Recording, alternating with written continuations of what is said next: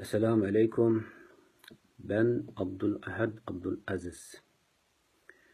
Doğu Türkistan'ın Kuçar ilçesinden. Ben 2014 Mayıs ayında 2 tane çocuğumla beraber Türkiye'ye geldik. Çeşitli nedenlerle eşim ve kızımı getiremedik. Ondan sonra 2015 Ocak ayında eşimni Çin polisleri hapse attılar, tutukladılar. Hem eşim, hem bacılarım, hem eşimin ablası hepsini tutukladı. Hem benimki, biz 9 kardeştik. Ben gelgenden sonra abim vefat etmiş. Diğer 2 abim, 5 ablam hepsini tutuklamışlar. 2015 Eylül ayında aldığım haberde eşim Rızvan Gül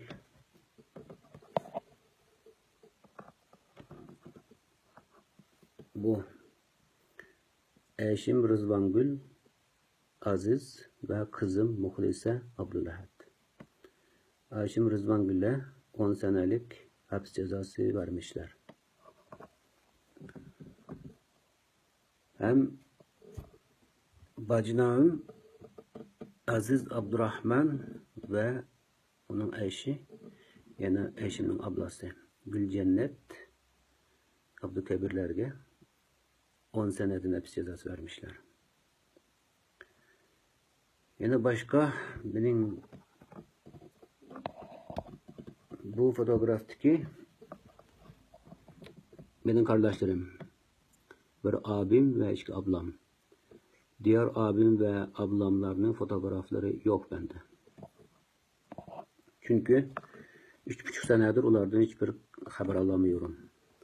İrtibatımız kesildi. 2015 Eylül ayında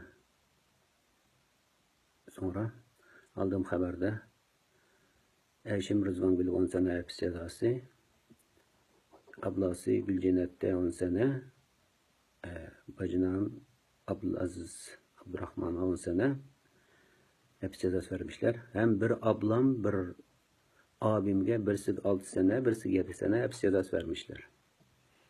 Ama hangi ablam, hangi abim bilmiyorum. Ama 2014 Eylül ayında bir ablam Türkiye'ye seyahat için gelmişti. Seyahat pasaportuyla. 15 günlük seyahat gelmişti. Gelip dönmüştü. Ondan sonra aldığım haberde o ablamı da sorgu başlamışlar. O 6 sene 7 senelik hapis cezası verilgen ablamın içerisinde o ablam olabilir diye düşünüyorum. Hem ondan sonra şimdi 3,5 sene oldu. Ne ablamdan, abimden, eşimden başka haber yok. Diğer abilerim de hapis cezası verdi mi, verilmedi mi, ölü mü, diri mi hiçbir haberim yok. Hatta kızımın nerede olduğunda haberim yok. Bu benim kızım. Bu benim kızım Muhlise Abdülahad. Bu benim bendeki son fotoğrafı. Son fotoğrafı 2015 çekilmiş. Ondan sonra hiçbirinden haber alamıyorum. Burada ben onların üzerinde tanıklık veriyorum ki onlar tamamen suçsuz. Zalim Çin hükümeti onlarını hapse attılar. Sadece onların Müslüman olganları ve Uygur Türk olganları onların suçu oldu. Zalim Çin hükümeti onlarını şartsız bırakması lazım. Buradan sesleniyorum. Varlık insani örgütleri, adaletperver kişilerinin bu zulümge Çin hükümetinin biz Uygurlarga ve Doğu Türkistan'daki tüm Türk kardeşlerimizge 35 milyon Türk kardeşlerimizge yaptığı zulümle dur demesi lazım. Bu sadece